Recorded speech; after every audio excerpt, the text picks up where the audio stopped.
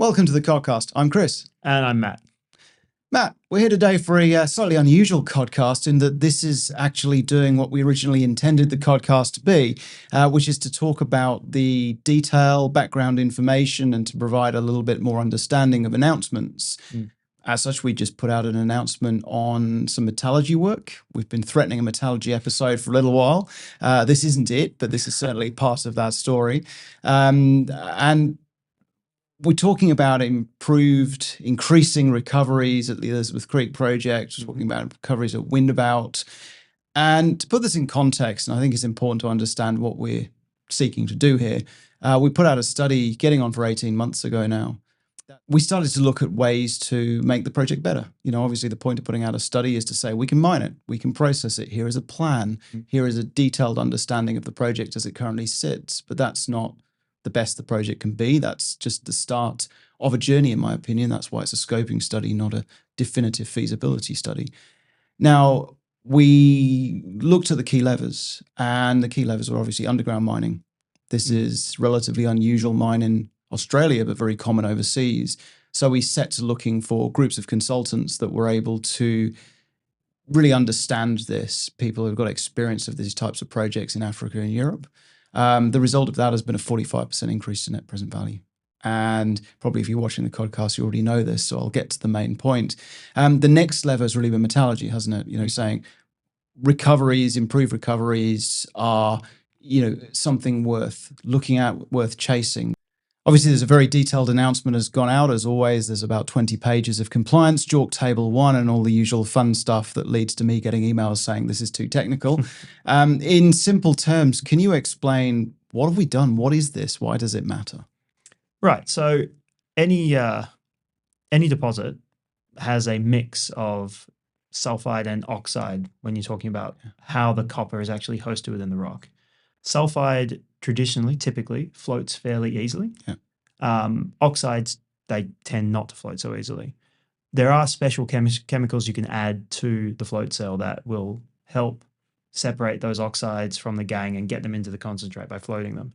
That's really what we've tested here. So we've added these novel oxide collectors, and they have allowed some of the oxides to float, and that's increased the recovery when you look at the grade recovery curve. And it's difficult to do without visual aid, so I'm going to rely on you to edit the graph in for me. And hopefully if people are looking at the graph now, they'll be able to see, essentially it's about moving the graph to the right. So at any given grade in the process, we're collecting more copper. And that means that you can push the float a bit harder, maybe you can float for a bit longer, or do whatever it takes to, you know, bring that grade back down to where you need it to be, or as low as you can tolerate, and in so doing, grabbing a lot more copper. Yeah, so to summarize in, I guess, layperson's terms, you mine the stuff, it comes out, it gets crushed and treated to a point that it goes into a flotation cell. These flotation cells are effectively big tanks with commonly water, oxygen, and some chemicals. Those chemicals are tailored to each individual deposit, and a lot of the work, when you see the word optimization, it is really about making sure you've got the right mix of chemicals and they're put in at the right time in the right way to get the best out of your float. And that's effectively what we've done here. These are novel in that they're relatively new. This is new technology. Been on the market for a couple of years, but not too long. So this is a really interesting technological breakthrough, but it's reasonably well understood and well used at this point. These are new chemical technology that's aimed at getting the oxides, which traditionally won't float so well, to float better than they otherwise would. And in so doing, getting more copper out of any given ton. And it's very, very helpful to have that. It's effectively, this to my mind is better than increasing the size of your resource because you don't have to mine it. Don't have to mine it, don't have to crush it. It's already ground. It's just getting more copper out of a ton that you've already spent all the money on and done all the work on. Yes. I know I said I hate the O word, optimization. There's transformational breakthrough is the management consultant term, but there's a major improvement to what you're doing. Effectively, you're getting more payable metal out of the same number of mined tons. And again, we talked about the mining and the block models and the way that mines are planned. But as you increase the value of each one of those tons, of course, you increase the amount that you can mine. The number of tons goes up along with people are familiar with that concept when they're talking about commodity prices. Yeah. This is effectively doing the same thing. Absolutely. And of course, the copper price has been going up as well. So that bodes well as we go through, mine planning, review, update as you go through a feasibility process. Yeah. And that's effectively what we've been doing for a while. I mean, the metallurgical work that we've done, this isn't the start of that process. We've been improving and getting our recoveries better and better over the course of several years. And that got us to the scoping study. And now we're continuing that process. This is a big step along that path. And it's hopefully going to make quite a big difference. We were very excited when that happened. And this is a pretty major breakthrough. We've obviously got a road ahead of us. But again, very, very encouraging, I think is the word used in the announcement, but very encouraging, made us very happy, and should make shareholders happy. At the end of the day, you can pull certain levers. You can mine it better, you can process it better, and you can find more of it. And there really are three levers.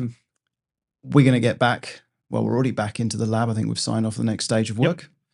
That's going to take, more like 3 months.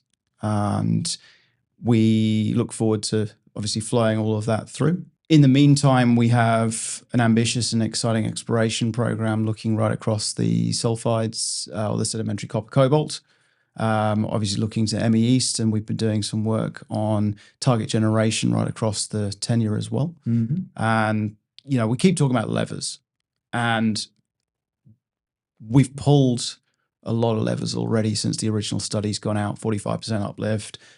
This flow sheet work is, again, another major potential win, but we do have more work to do. Yes. Exploration clearly is where it's at from here.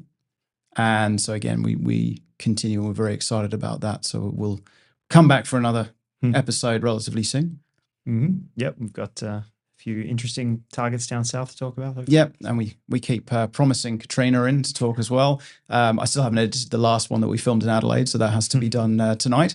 And if you have watched this far, thank you very much. But also, I have teenage children who think this is hilarious that we're doing this social media thing. We have 55 subscribers on YouTube, which has increased quite a lot by 25% since we started this. So if you are watching on YouTube, please do subscribe and like and all the ridiculous things influencers say, because it stops my children laughing at me. With that, thank you very much, and thanks for coming on. And no worries.